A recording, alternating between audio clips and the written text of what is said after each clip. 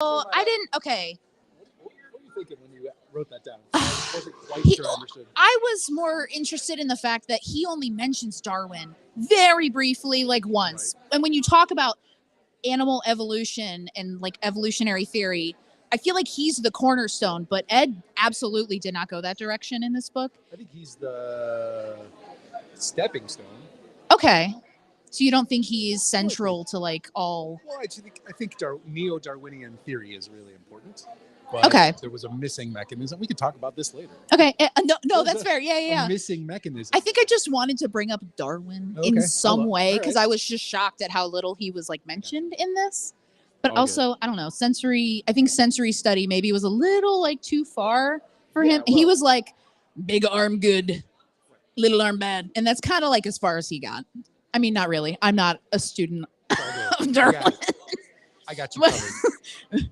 Big arm good, little arm bad. Yeah. Are you not drinking? Yeah. No. All right. No. Well, now I feel weird. No, don't feel weird. Don't feel weird. I feel weird enough for the both of us. Don't. All right, fair enough. We don't need to add to this. Fair enough. All right. Hello, everybody. Yes, 6:31. Wow, I'm actually on time for the first time in all year. Just kidding. If you're my employer, please don't listen to that. Please don't hear anything I have to say from this point on. But yeah, welcome to, what is this? Season 14 of Books, Booze, and Brains? Coming into a new year, new book, new guests. A lot of new happening in the new year. I don't know if New Year's resolutions have fallen out of favor, but I am excited to read more. And that is not just because I'm here. But maybe it's a motivation for you to come and to keep coming. So anyway, thank you for those of you who are returning to our wonderful book club. And for those of you who are new, welcome. This is Books, Booze, and Brains. We are a science outreach book club, and we're organized by our lovely partners at Indiana Humanities. Sam in the back, you're wonderful. Love you. Indiana Sciences. And as always, we are supported by our public libraries, our Indianapolis public libraries, who need our support now more than ever. And so with that, I just want to dive right into this book because there are so many things that I want to talk about with our guests here, and I need to start immediately. And so I would love for you, Jason, to introduce yourself and give us a little bit about what you do and tell us a little bit about your research and maybe how it ties in to this book. Sure. Well, thank you again for the invitation to be here. My name is Jason Organ. I'm an associate professor of anatomy, cell biology, and physiology at the School of Medicine at IU here in Indianapolis. This is actually my second time being a guest here at this book club. I was the very first guest of season 1, which was really cool. Show and so off. It's exciting for me to be back to see that we're in season 14 because that first night was really hit or miss. Right? It was awesome. It was great, but I'm so glad that to be back here. I'm an anatomy professor, and my research is in functional morphology or functional anatomy. I'm interested in how muscles and bones work to help an animal move through time and space. I'm interested in it from an evolutionary perspective. I'm trained as an evolutionary biologist. But I'm also interested in it from a sensory ecology perspective, which ties in really well here. So I spent a good chunk of my time in graduate school studying monkeys, both in the field and also in the laboratory. But it wasn't so much behavior in the laboratory, it was anatomy in the laboratory. So I have dissected hundreds and hundreds of non-human primates. I've dissected hundreds and hundreds of human primates too, because I teach anatomy. But the non-human primates, were really from a comparative perspective, and I was interested in monkey tails. Oh, I didn't know It's that. an interesting story. I don't know if we want to get into that. Go for I got it. into this? Okay, so Yeah. I started off in grad school working with a professor who studied teeth, and he was really interested in how you could look at the pits and scratches on tooth surfaces to understand evolution. And so and what I mean by that is to understand what an animal was eating, right? Teeth are some of the most important things in our entire body. Without them, it's really hard for us to get our genes into the next generation. Yeah. And so without appropriate tooth wear, it's really not easy to eat. And eating is really important for the survival of a species, for the survival of an individual. Anyway, I was in Costa Rica working with him, studying man-toed howling monkeys, which actually were not mentioned in this book, but they live in the same habitat as capuchin monkeys, white-faced capuchin monkeys. which were mentioned in this book several times. Yeah. Capuchins are those little organ grinder monkeys you see all the time, sitting on people's shoulders. Or Ross from Friends had one, if you remember that. They're often mischaracterized as an old world monkey, but they are new world monkeys. So they were living in Costa Rica with these howling monkeys. And we would dart these monkeys and catch them in nets. So we'd anesthetize them, and we'd take impressions of their teeth like they were at the dentist office. And then we would look at the tooth surfaces under a scanning electron microscope, which bounces electron rays off of the surface. It gets a really fine, high detail, like 3D map of the tooth surface. And we could look at the pits versus the scratches and be able to determine whether an animal was eating hard foods or tough foods, and what kinds of scratches or pits that left behind, which would allow us to then understand how we could interpret fossils, right? So if we found the same kinds of pitting or the same kinds of scratching on the surface of a fossil tooth, fossil teeth are everywhere, right? That teeth are the most preserved bone in the entire body. So you find lots of tooth fossils. And if you could interpret behavior of that animal just based on the surface of the tooth alone, it was going to make a huge leap forward in our ability to understand evolution of our own species and of all sorts of species. Yeah. And so that's how I got started. But while I was down there, I became more interested in why sometimes when we would dart a monkey and it would pass out like a Saturday night, undergraduate kind of passed out, it would still hang from its tail. And we'd have to climb the tree. Even unconscious? Yes, unconscious. These monkeys could still hang from their tails. And I thought, whoa, what is that? What allows that to happen, right? And so I spent a good 5-6 years studying the mechanics behind the bone and muscle structure of monkey tails, because not all monkeys can suspend from their tails, but all monkeys that can suspend from their tails live in the New World. So they live in Central and South America. And so there's something about that forest structure that is conducive to the evolution of what we call prehensile tails in monkeys. And it's navigating that environment with this extra limb that was just fascinating to me. So that's how I got interested in sensory ecology work. I don't get to do that near as much anymore. Now I make doctors. You're all welcome. But this is sort of how I got into this field. And so this book was really, really fun to read, because it was sort of like I think I told you earlier, a love letter to what got me interested in graduate school to begin with, why I got interested in science. It was pretty cool. Don't ever ask why we bring you back multiple times, because that is the coolest story. Thank you very much. So, you talk about your background in really your expertise in evolutionary biology. The book references something evolving multiple times, and how that is a signature, it seems, of something that's really good. If nature made it multiple times in multiple animals, it seems like it's pretty useful. And he refers to this as convergent evolution. Can you explain what that is? Convergent evolution, sure. Convergent evolution. It's this idea, as you just mentioned, that multiple lines of species can evolve a similar solution to a problem, right? Yeah. So, for example, we talk about homology a lot. Yeah. Homology, meaning we've got bones that are the same, but they're not really the same. So, for example, if you look at a human arm, an entire upper limb, and you look at a bat's upper limb, you can see the same bones, right? You can see a humerus up here. You can see in the forearm. You can see a radius and an ulna. You can see all the carpals in the wrist, and all the metacarpals and phalanges in the fingers. But they look really different, right? In a bat, it's a wing. But in a human, it's an arm as we know it, right? Those are homologous structures. But if you look at the wing of a bat and the wing of a bird, those don't represent homology, because they're two different lines of evolution. Instead, bats and humans were both mammals. Birds and bats, not mammals, right? One is birds, one is mammals. And so when we talk about multiple solutions or similar solutions to that same problem, you can see that in the evolution of the wing of the bird versus the wing of the bat. The bat has evolved it in a different way. It's converged on that same kind of what we call morphology or shape, like the bird wing, but it's under different selective pressures, under different forces of evolution, and after a different evolutionary history. So that's what we mean by convergent evolution. So you're right. when you have multiple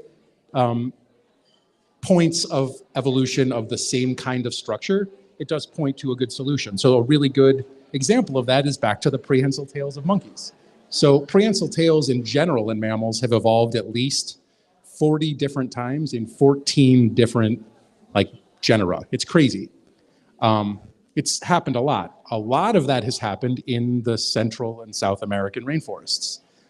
It's happened twice in monkeys, but both times in Central and South American monkeys, never in African monkeys, never in what were the monkeys and apes that lived, or primates and apes that lived in Europe, for example, only in Central and South America. And so there's something about that forest structure that is conducive to that. And the leading hypothesis for that is that the branches of the trees, this is, really big picture, branches of trees in Central and South American rainforests are weaker than they are in African rainforests because of the presence of lianas or vines that wrap around these trees and sort of squeeze off nutrients. And so it makes the branches more pliable, which means they bend a lot more. They're more compliant, to put it in engineering terms, and that makes them less stable. Yeah. And so having a fifth limb that can hold on to that substrate, onto that branch, is really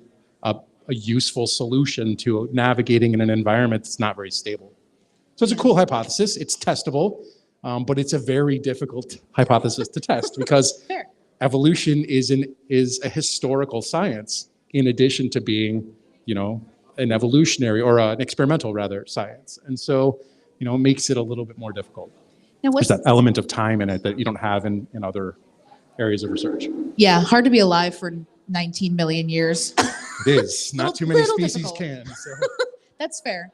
And so what's the difference between something developing through multiple times, like convergent evolution, and something like the hair cell, which we learn is the same fundamental structure, same cell, but it's adapted to multiple uses and purposes? Right. Is that kind of the same thing? It's a little bit different in the sense that it's actually an example. So the hair cells are, and its evolutionary history is an example of sort of progressive evolution. Okay. It's actually divergent evolution, if you want to think of it that way, because it has diverged into all these different things. It's become feathers, right? It's become horns. It's become all sorts of cool stuff. And, there's different structure, but the general evolutionary link of all of that is the evolution of hair cells. Yeah. And so it's not quite adaptation, but it is adaptation. And so now we get at a question about, whether adaptation and evolution are the same thing. And I would argue that they are, but they're not, right? Evolution is happening not at an individual level. It's happening at a species or a population level. Okay. A person cannot evolve. Evolution doesn't happen like it does in Pokemon, for example. Yeah. Right? Where something turns from one thing to the next, right? Yeah. You'll never see a chimpanzee evolve into a human. That's not going to happen, right? But what you could see is a group of chimpanzees evolving in a direction that somewhere down the line, millions of years, looks nothing like a chimpanzee now and looks more like a human now, right? It's never going to look exactly the same. That's progressive or, evolution. That's what we're seeing in each one of the lineages that have become something different from the hair cells. Okay. Right? Yeah. So it can start as adaptation and turn into evolution? So it can start as an adaptation. Adaptation is really more like you're given you're dealt a hand in poker. Yeah. Right? And how are you going to not fold? What's the best way for you not to fold? Well, if you can take that ace and somehow make it into something else, right? That might help you not fold faster or not fold longer than someone else, right? Yeah. Perhaps long enough to get your genes in the next generation. Fair. Are there any misconceptions about evolution that you wish you could debunk individually? If you could put a giant billboard out for everybody to see, a giant ad on Facebook, evolution is not this. What are you confronted with the most? Yeah. That pisses you off? I think if there's something that I could say about evolution, I would say that evolution is not something to be scared of. And it's not going to happen to you, right? But it's a really important, in fact, I'd say the fundamental theorem of biology. And it's upon that theorem that medicine is built. Yeah. And so, we have to accept science. We don't have to like science, but we have to accept it as being real. Yeah. No, good. I just wanted to give you the opportunity. You're gonna have to take the microphone away from me on that one. I'll Oh God. keep Oh God. going. Okay. Well, so You should on. know me better than that, Alex. Yeah. I should, and yet I'm willing to fall into the trap. Fair. But I think it's so interesting how so much of public opinion and pop culture can sway science. And Ed Young in the book talks about, especially when he's talking about like bats in particular, how myths around animals and how public perception of an animal can totally direct the research and the research questions asked about that. And we see that with the spiders. And the researcher says, everyone told me, my mom told me it was gross. Yep. It's not gross. It's just science. It's just an animal, It's, right? Yeah. Aren't we all? I'll tell you what's gross is changing diapers. It is. It's gross. Yeah. But yet, I would do it again, right? If I had kids again. We're not having kids again. Your wife watching this calling That's you. right. That's right. Yeah. But that's gross. I don't think science is gross. There are some gross things about science. I teach a class called Gross Anatomy, but Okay. also not gross, right? But it by title. By title, right? Just it really should be called macroscopic anatomy. It gets a bad reputation because of that, right? It's pretty nasty in some cases. Okay, fair. Um, So maybe it's accurate. But you actually do raise a really interesting point about myths of, science, animal myths, and how that sort of perpetuates into the way that science is done. And I want to give you an example based on my years as an anthropologist. So Oh, there gosh. is a well-known anthropologist who studies the functional anatomy of feet. He is an expert in foot morphology. And he has published some of the most important papers on early foot evolution in Central and South American monkeys. Oh, that's He's really cool. an amazing researcher. And the entire reason that he went to grad school is because he is a cryptozoologist who is interested in Bigfoot and Sasquatch, and that's what he spends most of his time studying. Hell yeah. So he has taken this really well-developed skill set for studying the functional morphology of feet and applied it to questions of Sasquatch in a way that no one else has done before, right? I So love that. while he is a true believer and he knows he's going to find the evidence, he has actually helped debunk a lot of the quote unquote evidence for Sasquatch because he can show diagnostically that that it doesn't conform to what a prediction would look like, right? And it's amazing. So I think science myths can work in two ways, right? Yeah. Or animal myths can work in two ways. They can be detrimental to the study of particular species, Yeah. right? If they're not sexy species to study, they're not going to get studied. And maybe that's really unfortunate because they're a species that are a linchpin or in an entire ecosystem, right? And if that species goes extinct, maybe the entire environment collapses or the ecosystem collapses, but we haven't studied it because we didn't know that it was something to study because it wasn't sexy enough. That can be very bad, right? But Yeah. it can also really inspire Yeah. people to go into science, right? And so, if we get the next best mosasaur researcher because someone's interested in the Loch Ness Monster, Let's go. whatever the motive is, right? If we can get some really cool information out of old bones about the history of our planet, I'm all for it. Yeah. No, means to an end. On it. Right. And hey, Sure. you never know. Bigfoot might be real. If someone's going to find him, it's going to be this guy, You know what? And maybe it's worth making history right? to be the guy that found Bigfoot. I do feel sorry that he experiences the kind of criticisms that he does because they're personal. So he'll come to meetings and get Oh. just like smacked, right? And it's, or as my kids would say, he'll get clapped, right? As the kids say. Right. Yeah. And We're up on the lingo. it's not his science that he's getting clapped on. It's the fact that he's Yeah. promoting his next book on Sasquatch or that he's or that he has recently said something in the New York Times that gets published and people are upset, right? I mean, Yeah. Oh gosh. it's unfortunate. I wish that I wish that scientists who are people themselves could see other scientists as people too. And that's so funny that you mentioned that, because I wanted to talk about that in reference to Audubon. They talk about how Audubon had some demonstrably, I mean, he was obviously a huge figure Yeah. in avian research. And if you were with us last year and you read Drew Lanham's book about living in South Carolina, he's an ornithologist and he talks a lot about Audubon. And he actually wrote a beautiful op-ed in the Audubon Society blog. Highly recommend you going and read it. It's phenomenal. But Audubon, other than being a problematic figure, also had demonstrably wrong ideas, and people were afraid.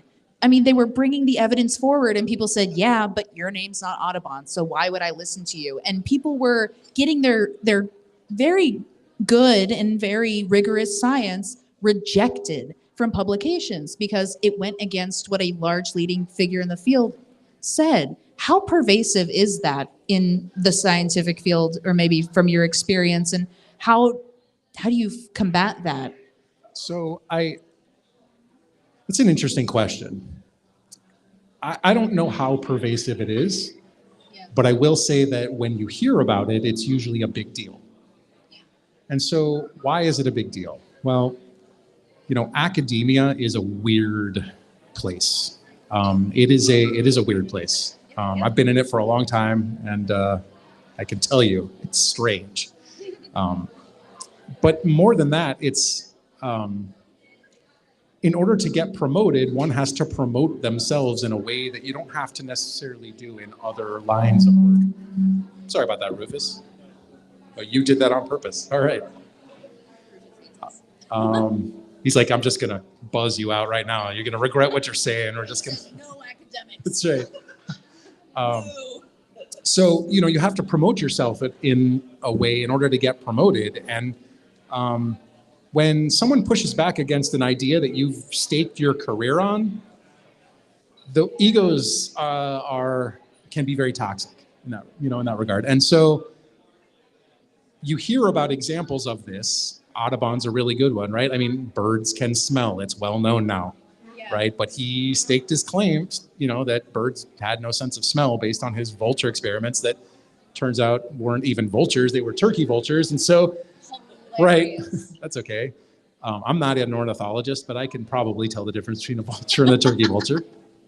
But those egos, they get in the way. And so you do see that. It's because of the way that the quote unquote meritocracy works in academia. It's not always a meritocracy. It's a meritocracy plus your ability to sell yourself.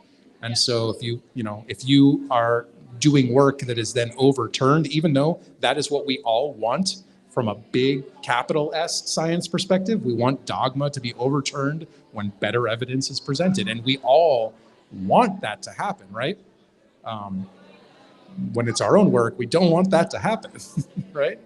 I don't do anything high enough stakes that it would matter. So, if somebody comes in and decides that the way I analyzed monkey tails was inefficient or insufficient, okay, find a better way to do it. Let's find, I don't care. Let's find the right answer, right? I mean, I got interested in this line of work because I was interested in truth. Yeah. And now that I've been through that tenure process, I don't really care if my ideas are overturned in favor of the truth, right? It just doesn't matter to me. But I know that there are a lot of people who might not feel that same way, right? They feel very connected to the work that they're doing, right? I mean, if you are finding cures for cancer and it turns out that like your understanding is wrong on some fundamental level of how something works and you've just been lucky, that's gonna hurt. I understand, right? Yeah. But it is what it is. Happens to the best of us. It does. Yeah. And you're right. I like the idea of thinking about it's ego because it has to be, and that's just how it's kind of rewarded. Maybe that sucks a little bit. It is. It's true. So I want to turn. I'll tell you what's fascinating if I can. Oh no. I know. Now we open Here this. we go. Let's go. I'm half a cider in, so we're good, right? I'll tell you what's interesting is that the folks who are really good about talking about the work they do to people who don't have the same vocabulary or understanding are not the ones who are rewarded in that meritocracy, even though they're perhaps doing the bigger service by informing the public of what they do, right? Oh, And yeah. so there's another way that academia is backward, in my opinion. You know, the goal of academia should be to educate the public, and it should be rewarded in that way, right? It used to be that in order to learn something, someone had to leave their home to go to a library or go take a class or go speak to an expert. Don't have to do that anymore. And so the universities, academia should be rewarding folks who get out there and do things like this book club, right? I'm not saying they should reward me, I don't care. But they should reward all of my colleagues who come out and do this, right? Because, you know, having a conversation with people who are not experts is the best thing that one can do for science with a capital S, in my opinion. Science with a capital S. I like that. Yeah. I want that on a t-shirt. Science with a capital S. I like it. I'd wear that t-shirt. Honestly, maybe merch Did you line. cut my mic out? He cut my mic out. Yeah, Rufus is actually booing you in an like a silent engineering way. So I want to bring us back. I want to bring us back to the book and sensory, as the author refers to them, Umwelt. I'm Umwelt. My Germanic ancestors would be very disappointed in me. But I want to turn this to you all as a turn and talk, which if you've never been with us before, a turn and talk, I'm going to give you like 5 minutes. You're going to talk at your table about a question and that I'm about to pose to you. And then we'll come back and we'll share with the class. But it's not homework. And so I want to ask you all, if you could put yourself in any animal's shoes and experience their Umwelt, which would it be? Or if there's one sense maybe in particular that you were like really fascinated by, that you're like, oh, if I could experience that for 5 minutes, that would be the coolest thing ever. Okay, spoilers, I'm tied between UV vision and the magnetoreception. And I know it's probably magnetoreception. I don't care. It's gotta be magneto. It's gotta be, for so many reasons. It needs to be called magnetoreception. X number of reasons. X number of reasons. And As for you, Rufus. if I can name a protein, Sonic the Hedgehog, I can call it magnetoreception. Right. Nobody can fight me. So which Umwelt would you want to experience, or which sense really appealed to you that you wish you could experience, and why? So I'll give you guys like 5 minutes and we'll come back, and I'd love to hear your thoughts. Thanks. Stop. Stop it. Shut up.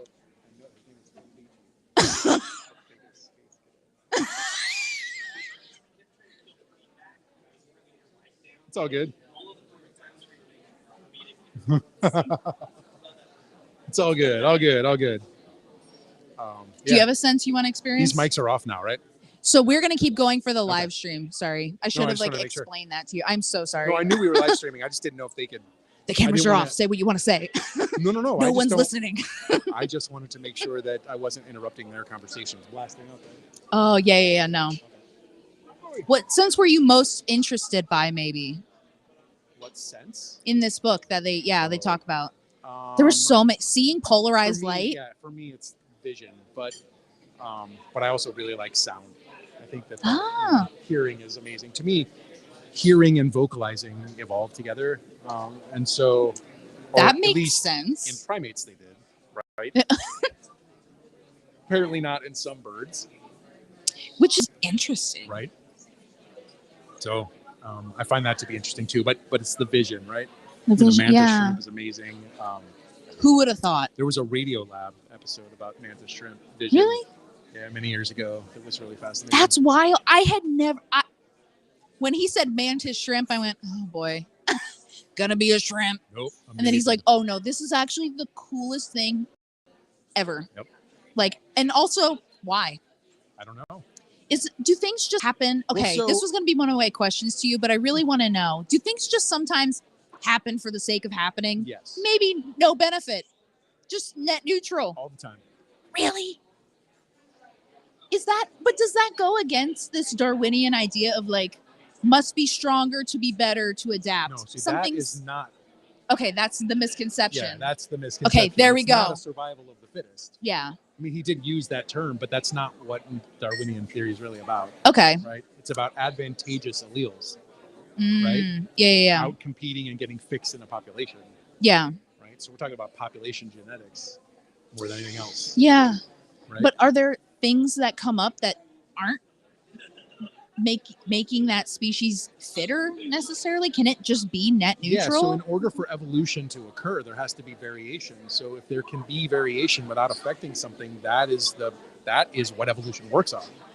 Okay. So it's beneficial to have some of that variation available to be Okay. adaptable, right? Yeah. Or for a species to adapt, which is different than adaptation, right? Yeah.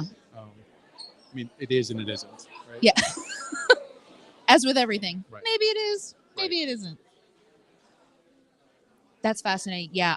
When I was already in love with the mantis shrimp chapter, and then he started talking about, oh, we can actually see polarized light, and not just like linear polarized light, circular polarized light. That's right. Right, which is useful for I- them seeing other mantis shrimp in their Crazy. what do they call those holes? What do they call Yeah. The caves or whatever? Yeah, Yeah. burrows. That's what I was trying to come up with. Right, Cave hole. No, Right, same, whatever. Same. nest. Yeah. Yeah, so they can see it. They can see it easily and then get away, right? Yeah. And not have to tussle with each other because they will fight to the death. Yeah. Right. Yeah. Yeah, I think it's fascinating.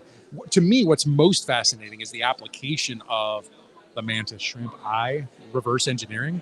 I don't remember if he covered this in the book. He touches on it that What? it's happening, doesn't really talk about the application. Do you know what they're using that Yeah, for? so they're using it to find cancer cells, right? What? That fluoresce differently, right? And can be detected because they've reverse engineered this, 9 different pupils, essentially, right? Yeah. And 12 different cones, Yeah. right? And so they can see this fluorescence and Hold on. right. Hold. Yeah. I need you to take several seats because you're telling me there's a shrimp that can see cancer potentially. Presumably, right? They've reverse engineered the eye, and the eye can then be used to detect differences in cancer, or the presence of cancerous cells that are reflecting UV light back differently because of the shape of that cell, right? That's crazy. Than the surrounding cells. And so there's a huge application for it. You can also see muscle fibers being stretched. You can see differences in Oh my. polarized light passing through, right? Like as a muscle fiber gets What? stretched, it becomes redder, right? What? And as it contracts, or maybe it loses its extension or Yeah. tension in it, Yeah. becomes greenish bluish, right? It's pretty cool. That's crazy. It is crazy. And I want a tank of mantis shrimp. I like the idea that they go, okay, A or B, and all the little shrimp flock to A, and they're Right, like, all right, right. clicker, treat. It's like a drug sniffing dog, but like a cancer sniffing shrimp. I'm gonna choose to believe that, Nice. even if I it's like not reality.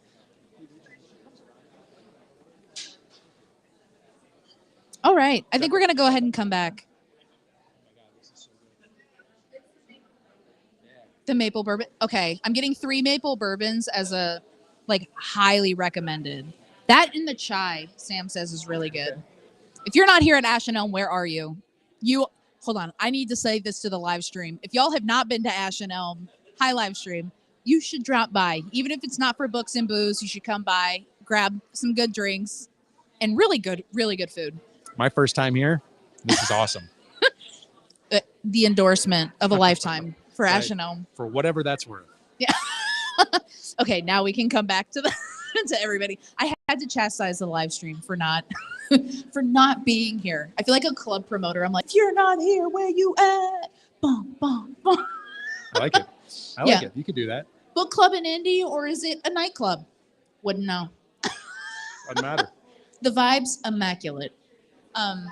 Okay, so let's come back. I want to hear from you guys.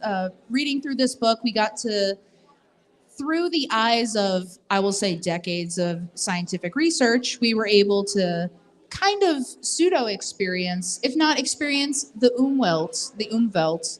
We were able to at least appreciate how much went into exploring and trying to understand the Umwelts of different animals. And so I found myself asking, what would it be like to be a mantis shrimp, to be a bat, to be a spider? And I want to know if any of you had any of those thoughts. And if you did, what animals would you want to experience life as? I feel like dog's an easy answer. I thought about that one too. I thought about what would life be like as a dog? Which, talking about misconceptions, dogs aren't colorblind. I didn't know that. I know. This book blew my mind. Speaking of myths, dichromats, in fact, they have slight color vision. They can see two colors. better than none. That's right. That's right. But so yeah, if anyone had an animal or an umwelt, a sense, did anyone want to experience Grurple? Grurple?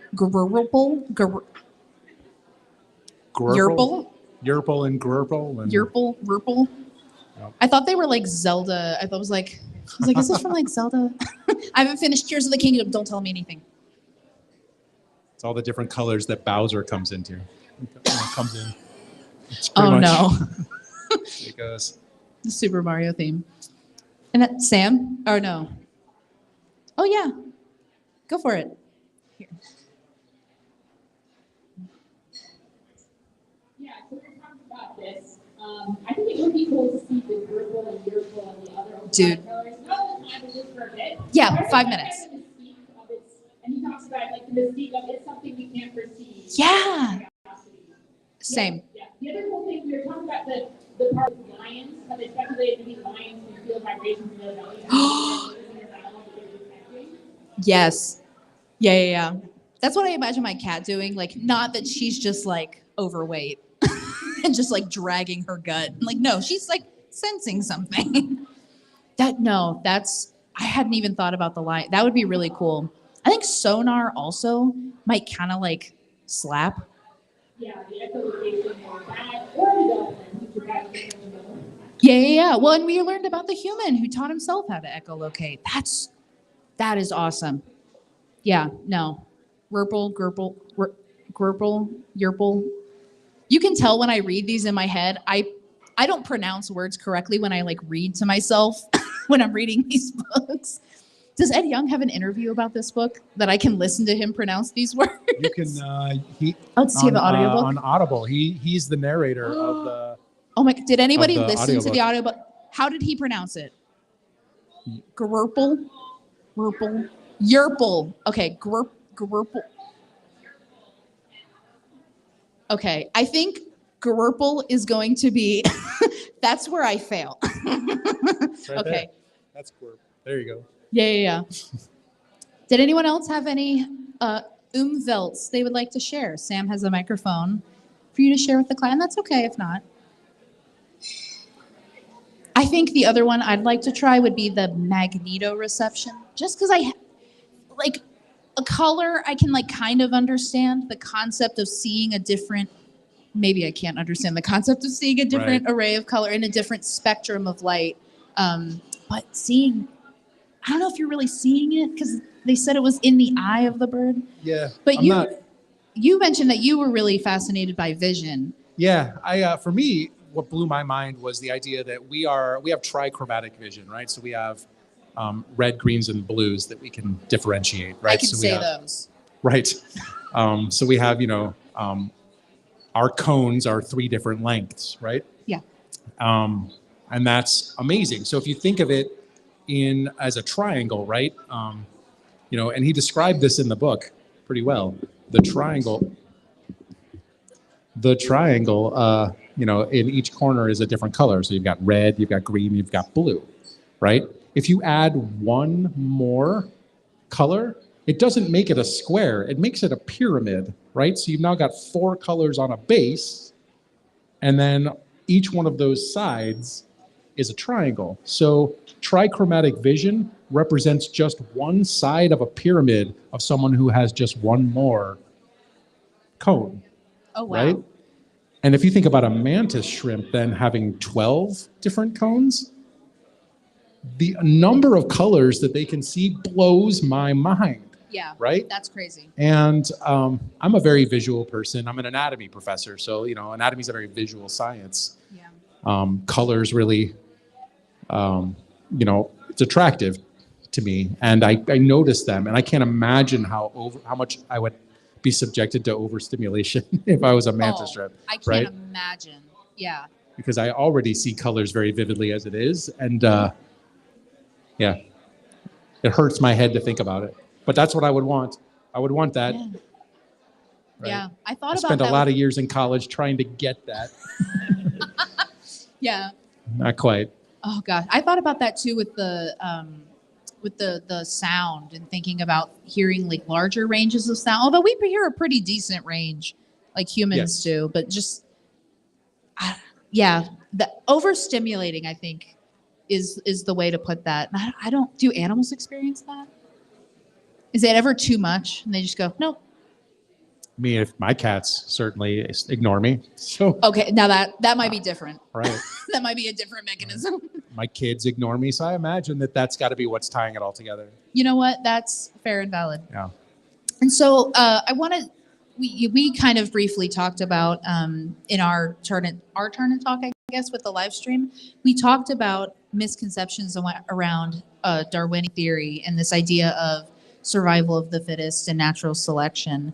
Because when I was reading through this book and I think about seeing more color, I think about hearing more sound at different frequencies, I think, how is that? How is a mantis shrimp seeing another dimension of polarized light helping it survive? That was the lens I was thinking about this through, going, there's no way that that's beneficial.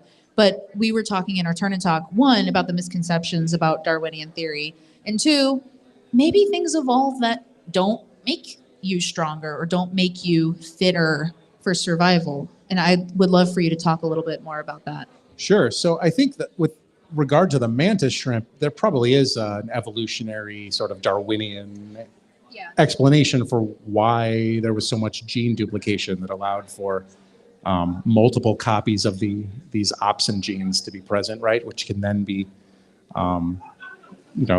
turned into cones essentially, right? And having 12 different cones allows you to see a broad spectrum of color and polarized light that we can't even imagine, right? There must be kind of some advantage to that, but that's a very Lamarckian sort of very early Darwinian view, right? This idea of survival of the fittest.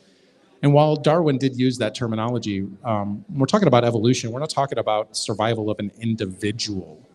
We're talking about a species, and we're talking about gene frequencies within that species. So we're talking about what genes are present that give the possessors of those genes a slight advantage in reproduction or don't present a disadvantage toward reproduction, right? Oh, yeah. And so sometimes it's not so much that you evolve some kind of mutation that will make you survive to reproductive age better or enable you to find a mate with ease, right, over something else. It may be that mutation or lack thereof prevented you from not getting, right, your genes in the next generation.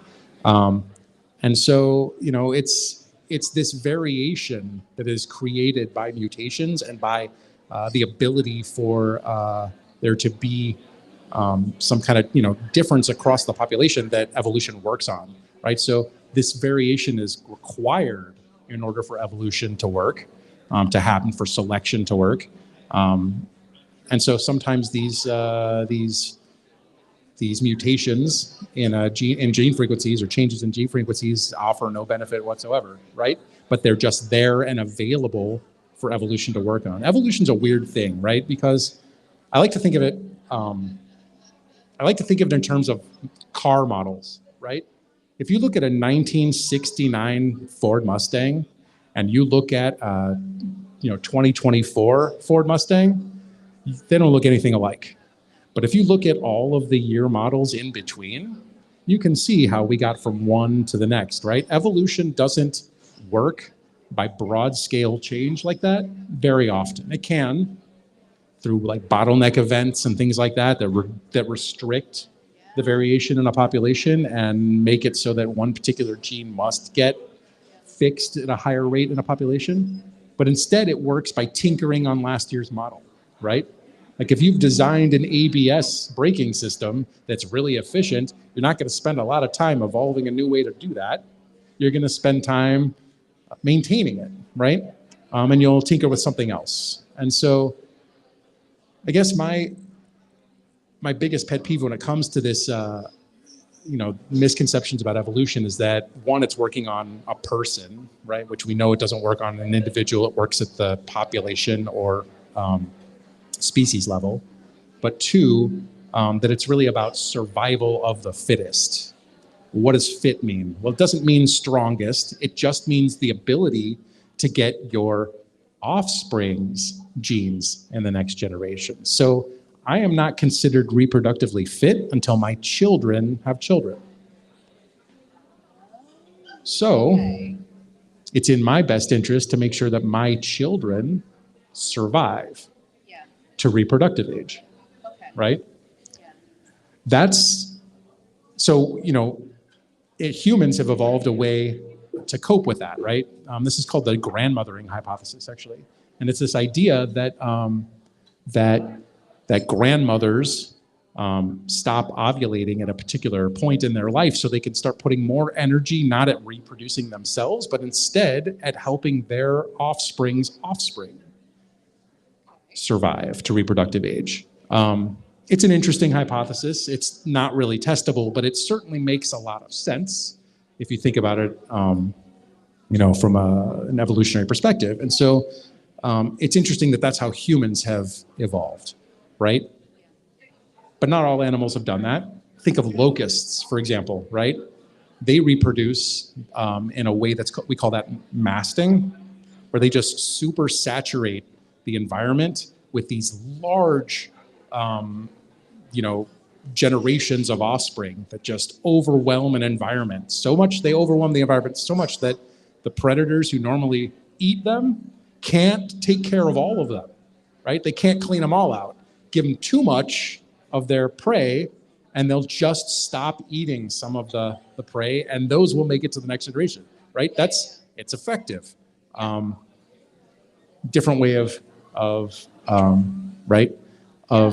looking at fitness. So again, still they wouldn't be reproductively fit until their offspring had offspring, right? And so it's a different way to put resources toward ensuring that your genes get to the next generation, ensuring your reproductive fitness the generation after that.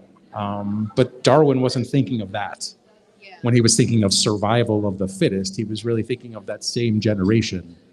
And sort of how do you get your genes in the next generation? And he was missing a mechanism altogether, right? He didn't understand genetics, even though it's well known that he at least had a copy of Gregor Mendel's work in his desk.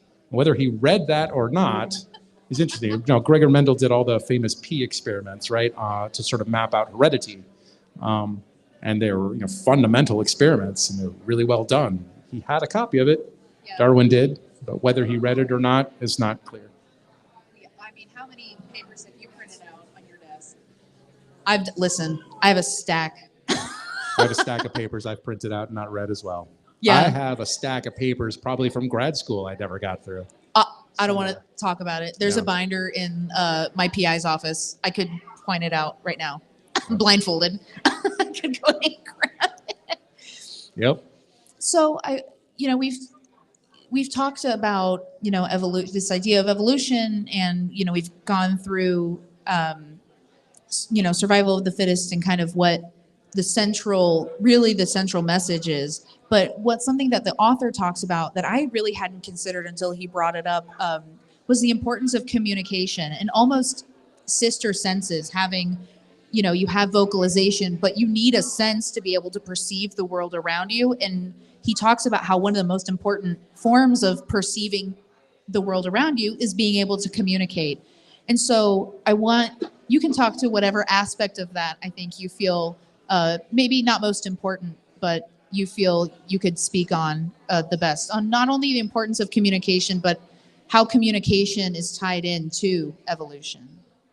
Sure. So there's lots of ways that you can communicate, right? Yeah. But the one fundamental thing that ties all communication together is that it's sort of a co-creation of meaning between more than one party, right? If I say something to you, I'm not communicating with you unless you are also receiving that and communicating back to me that you understand what I'm talking about, right? Otherwise, I'm just spewing information. And so we have examples of animals that have evolved elaborate call systems, but don't have the hearing apparatus, for example, to interpret it. That wouldn't be communication, right? Those would be senses still, allow or lack thereof in some cases, right? But they wouldn't be communication. But you can communicate through all sorts of different parts of your body, right? Through your voice box, through your ears, through chemical senses, right? Yeah. Through your eyes.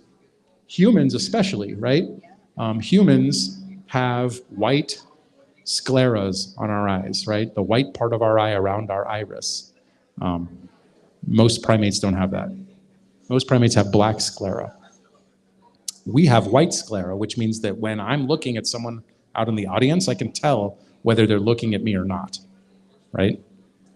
But other primates, we can't tell if they're looking at us. We can just see dark, right? You can't tell. So when you see a reconstruction of like an early human ancestor, right? Like an Australopithecus, a Lucy fossil, something like that, right? And you see them drawn like a gorilla, you'll see black sclera, right? But if you see them drawn like a human, you'll see white sclera, and they suddenly look a lot more human. And that's because we communicate with our eyes as well as seeing with our eyes, right? And so our eyes have evolved a different mechanism for use that other animals don't necessarily have. Now, that's not to say that other animals haven't also done this, right? Yeah. Or found a way to do something like this. But within primates, we're unique.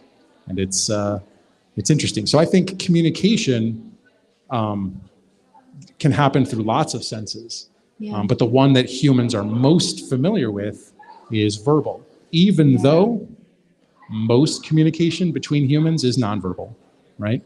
And so there's actually been most of it is nonverbal. Most of our communication with each other is through glances or facial expressions and things like that. Oh my gosh. Not speaking, right? Yeah.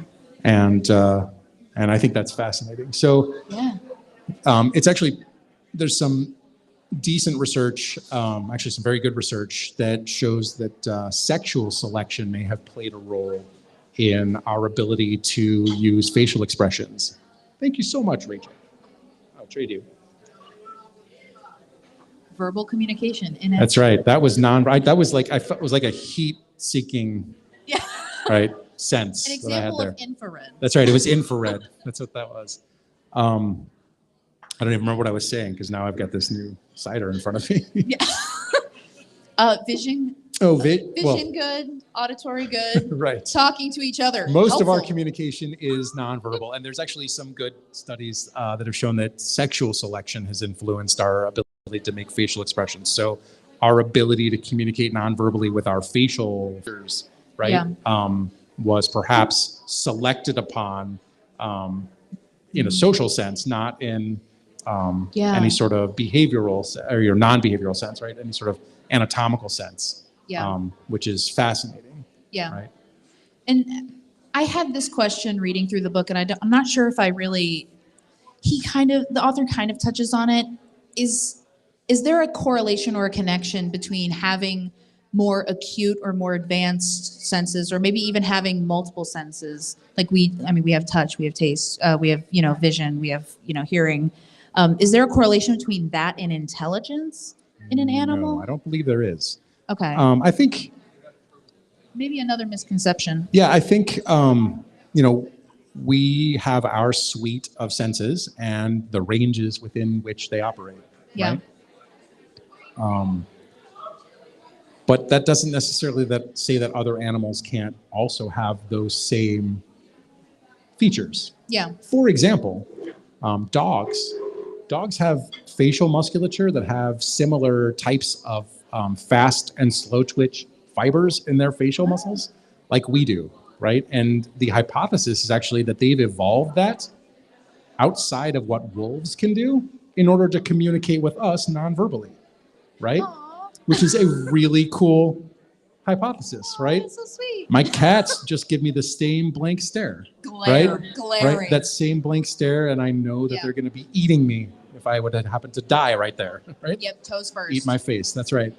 But dogs, they don't do that, right? They communicate very well with us non-verbally, Yeah. and there's some pretty good evidence that that's coevolution happening between human and dog facial musculature, which I think is really cool. So I don't know that it necessarily correlates with intelligence. Yeah. It's just experience, right? Or maybe it's that we have such a limited ability to understand what intelligence is Ooh. that would limit our ability to say whether or not it was correlated to our ability to perceive our senses. Interesting. Would you consider intelligence an axis of evolution? Is something I don't being know. more or less, or I guess, yeah, if we really don't have like a That's a good question. rubric, I couldn't guess. say I've given that much thought, right? I Well, mean, 'cause I mean, if you- intelligence yeah. certainly is on the axis of evil, Yeah. Listen. but I don't know that That's a it's different on talk, an different talk. axis of evolution, right? That's fair. That's fair. Now, that said, brain size, right? Ooh. So not IQ per se, but EQ, encephalization quotient, is correlated, or has happened in humans. Okay. And so it hasn't necessarily changed our ability to perceive with our senses in any meaningful way Yeah. compared to what we presume our ancestor did.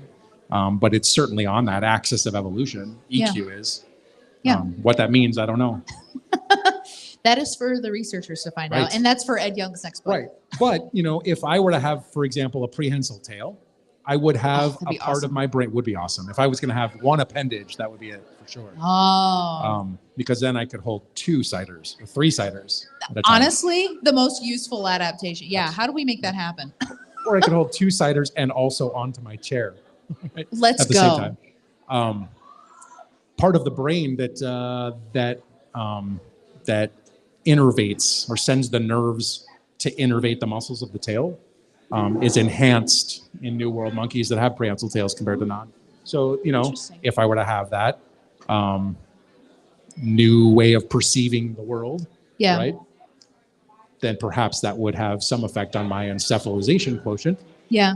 But I don't know that it would have any effect on my IQ. Yeah. I'm not sure there's anything you can do for that.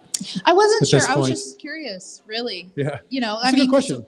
because I think when it's something that Ed kind of addresses when he's looking at all of the researchers who are studying bugs, for example, and you see these researchers trying to validate, oh, well, this is why I study it, because they have this sense it's really cool, and they're not just a bug on the ground. They're shaking leaves to communicate, and it's moving the air, and this is so cool.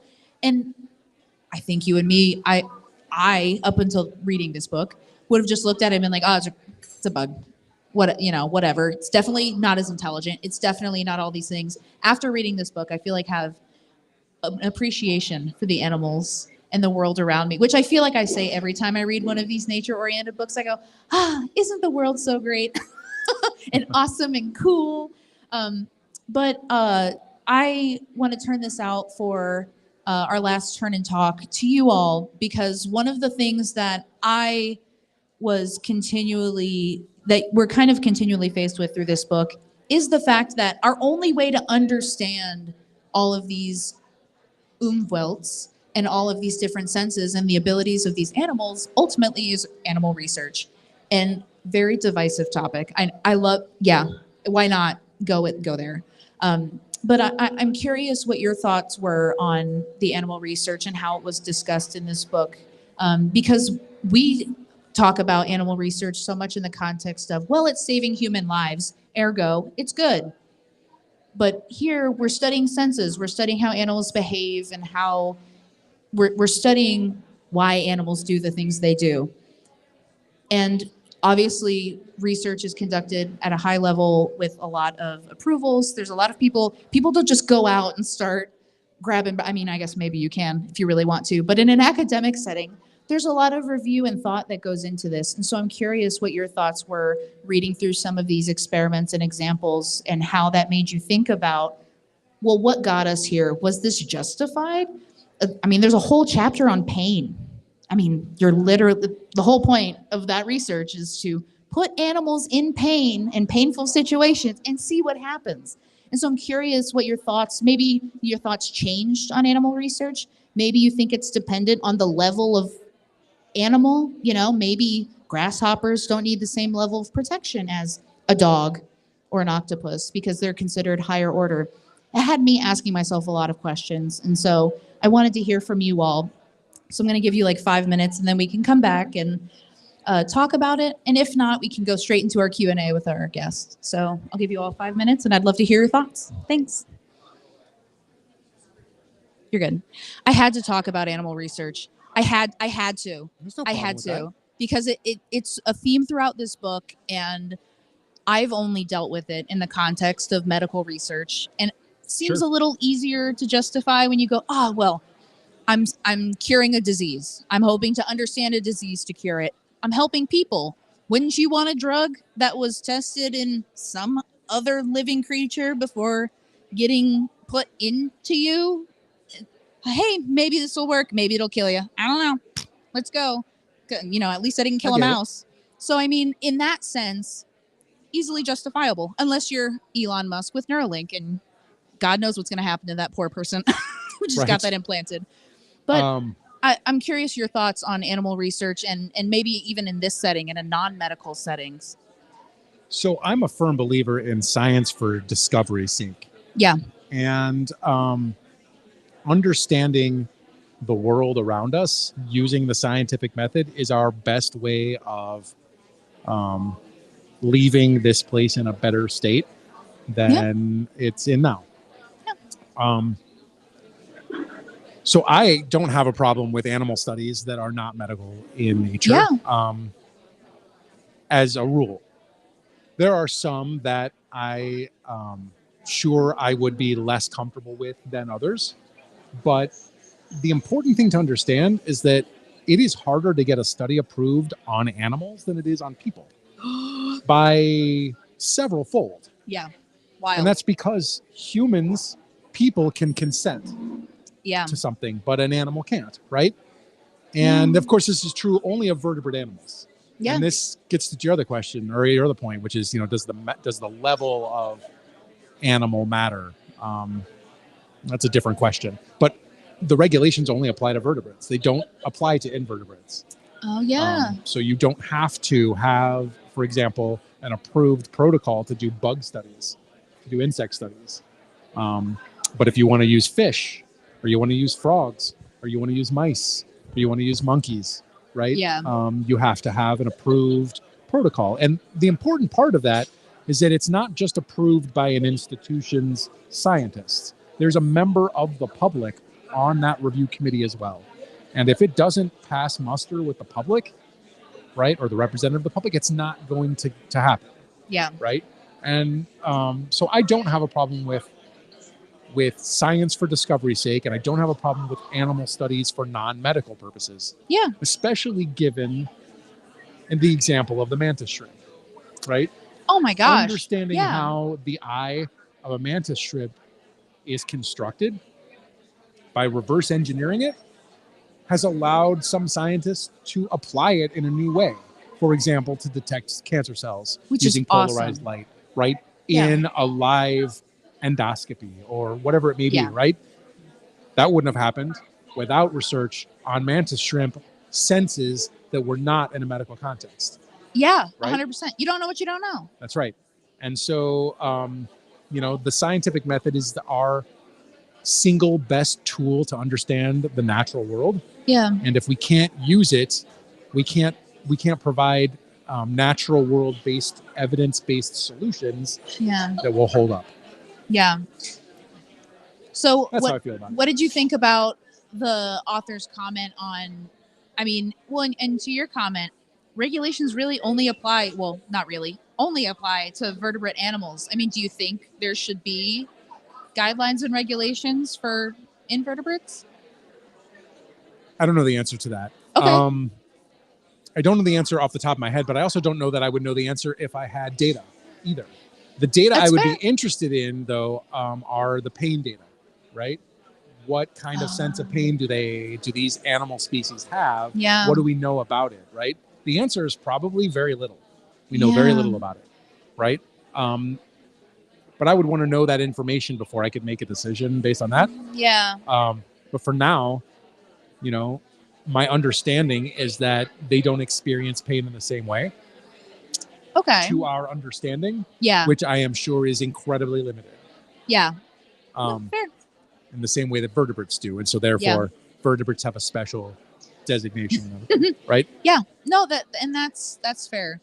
But I mean, Ed kind of mentions it. He said, and they don't experience the pain as we understand it.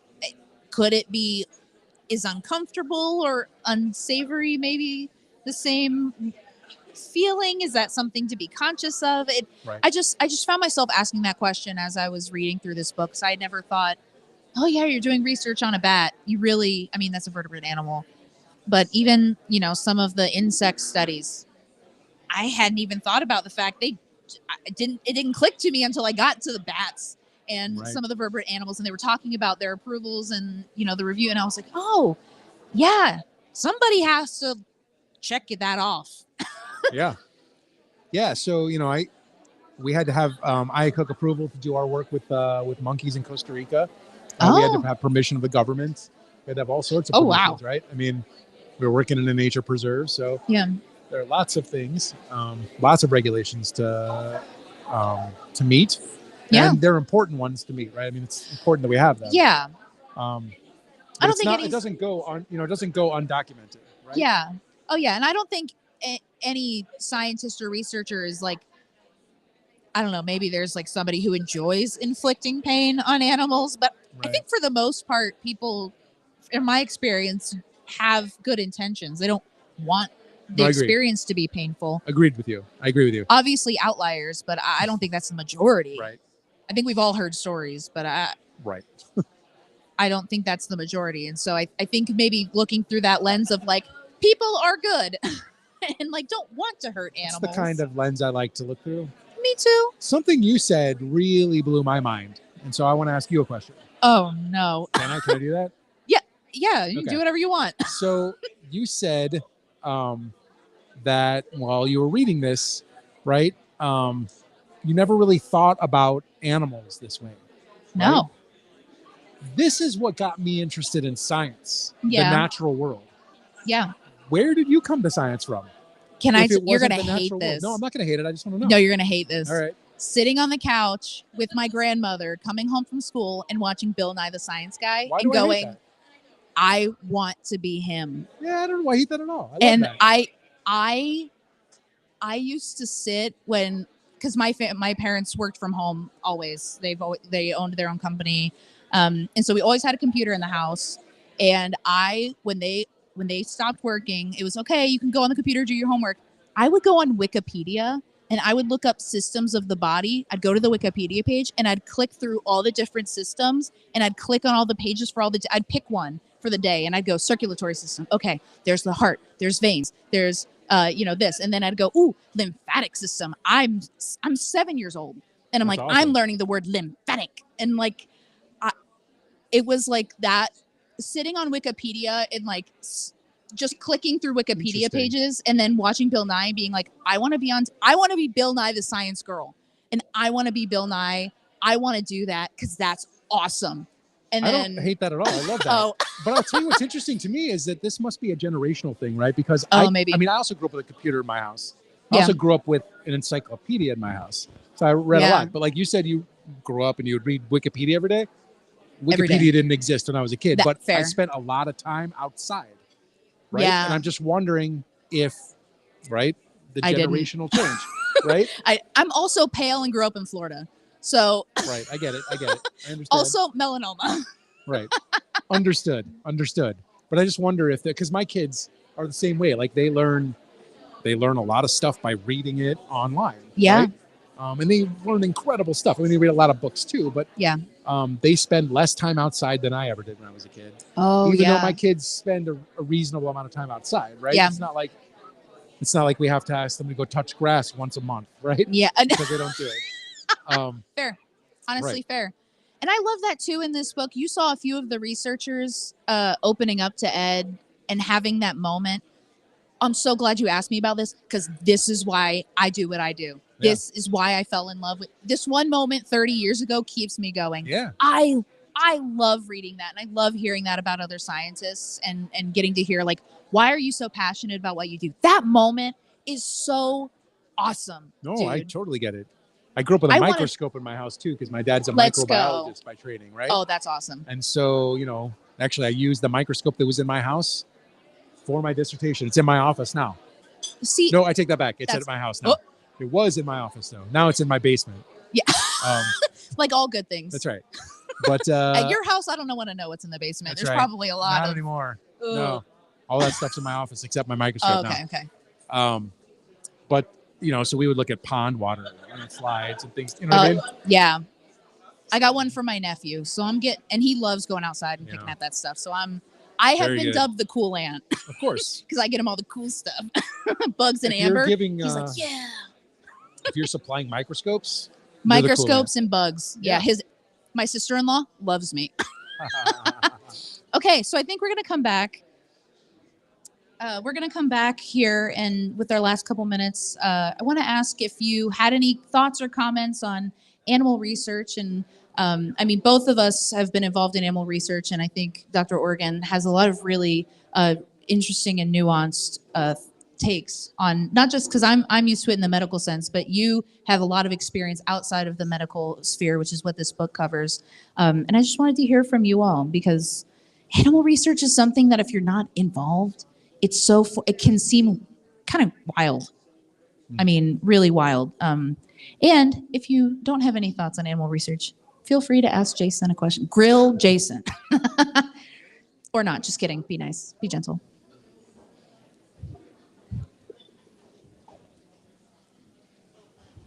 I didn't give you is evolution real? I thought about it. Yeah, evolution's real. Yeah. I read through this entire book and go, no. Next question. Ed That's Young right. writes to me personally, That's right. tells me delete the book, burn it.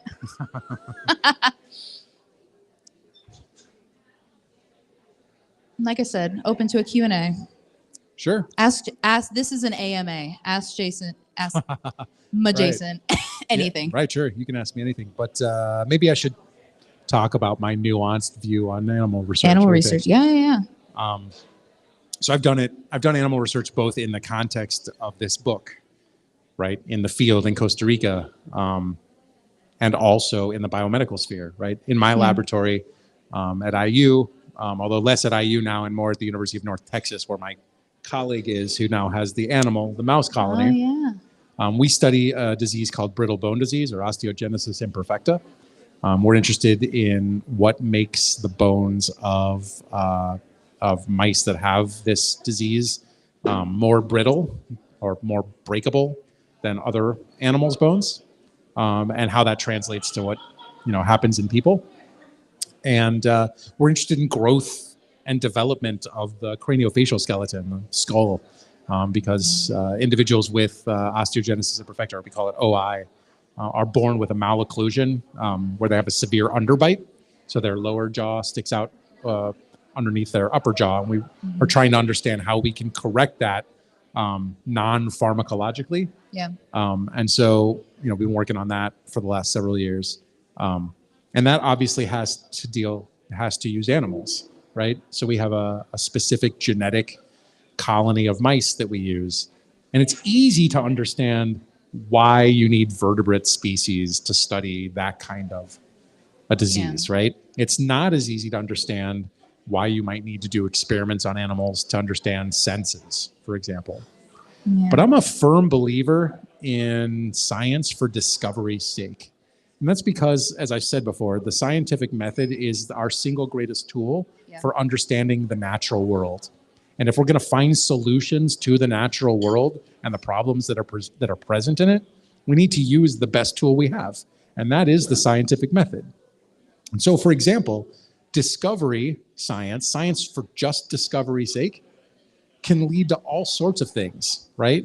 Velcro, there's one, right? But let's talk about the mantis shrimp for a second, right? Let's go, shrimp. Because the mantis shrimp eye has been reverse engineered, right? And Ed Yong talks a little bit about this in the book, but he doesn't go on to talk about the real applications that are happening with this right now. And they've reverse engineered this eye, which has I think they said 9 pupils, right? Yeah.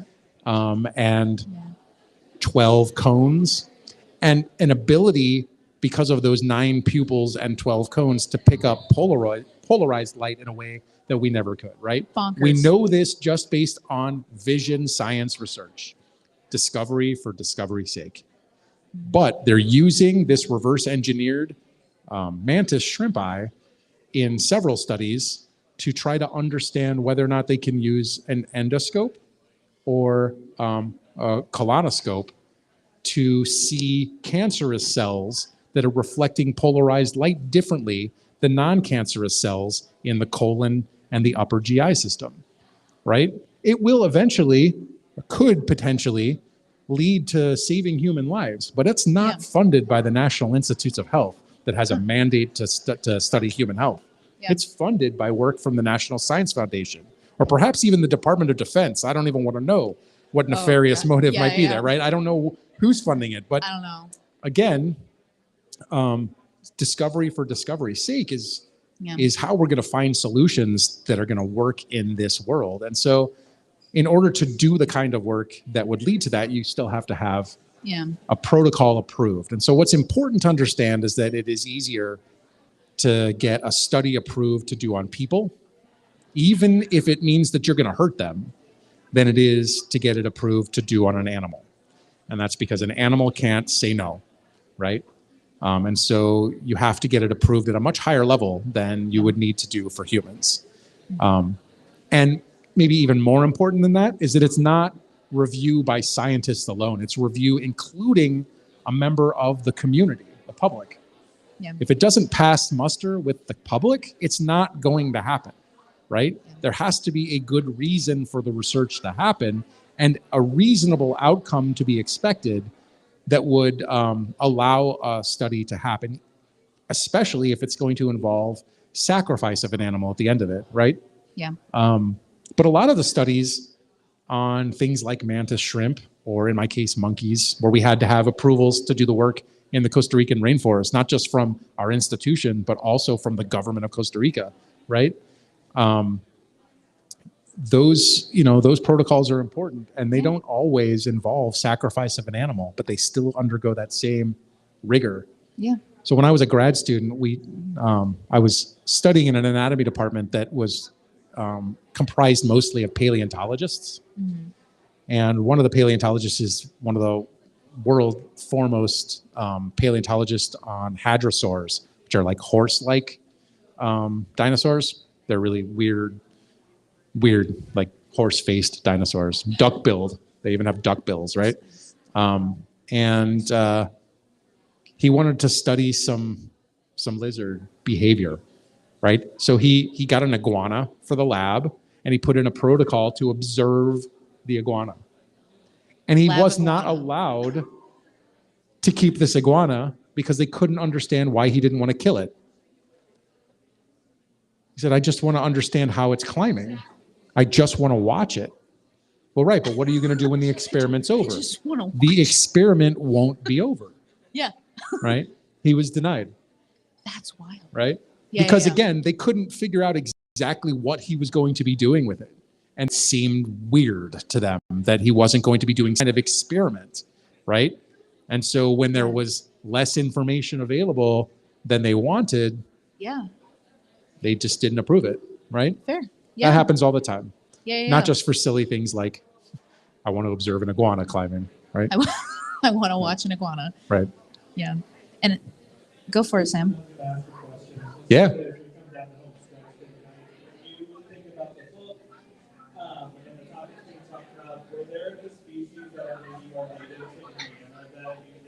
Oh.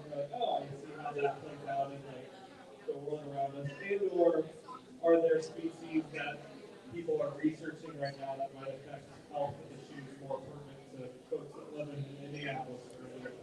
So Great to your question. first question, I'm not a native Hoosier myself, so that's really never the Yes. filter through which I am looking at anything, right? That said, the turkey vultures actually resonated with me, right? And the idea being that I've never seen a vulture, but I've seen lots of turkey vultures here in Indiana, right? And I know they can smell because they're smelling the stinky animal that's died in the street in front of my house, right? And so that resonated with me. In terms of what kinds of species are folks studying that might have benefit to us in the long run as Hoosiers, that they're all over the place, right? Anyone studying animal behavior in this state is ultimately trying to understand what makes our environment unique and what our place in our environment is. And so, the best way to affect that is to support the local colleges, right? Local universities. Go out and find out when people are speaking about their work. Most scientists won't shut up about their work. Oh yeah. And so they would love to see you, right? They love to talk.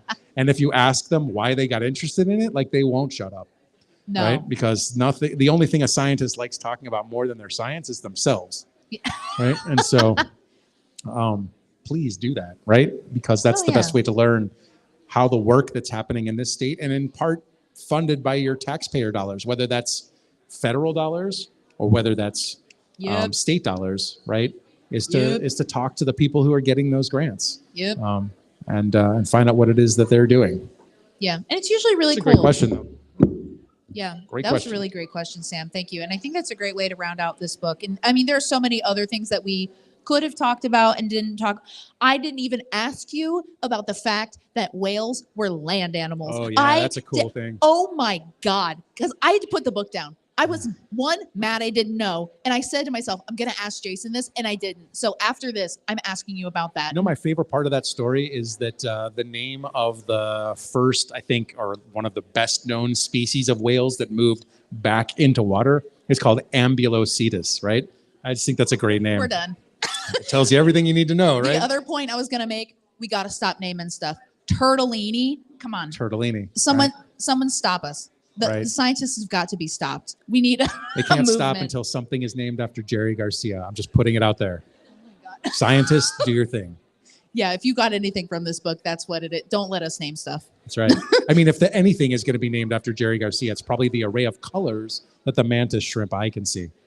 Now that's factual. That is spitting facts, as the lingo says. That's right. That's right. Because I'm so cool. I think that's a perfect way to round out this book. And I just want to thank you. Perfect way to end this. So thank you, Jason, so much My for pleasure. coming and joining us while we talk about An Immense World with Ed Young. Please join us next month because we are talking about crazy environments. Next month, we will be reading Dune. And if you, in anticipation of the second movie coming out, and whether you've seen the first movie or not, read the book or not, just a Timothée Chalamet fan or not, come at the end of February, the last Tuesday of the month. I think it's the 28th. I'm pretty sure it's this February 28th. It's the last Tuesday of February. Come join us and talk about Dune and get yourself ready for the movie. The 27th. Okay, come see us the 27th so we can talk about Timothée Chalamet, or don't talk about Timothée Chalamet. Maybe I'll bring him up 7 times. I don't know. And with that, I will see you all next month. Thank you so much for coming. Hope to see you soon. Bye. I don't like Timothée Chalamet. Thanks for the invitation. Oh my God. pleasure. Anytime. No. Thank you for coming and shooting the shit.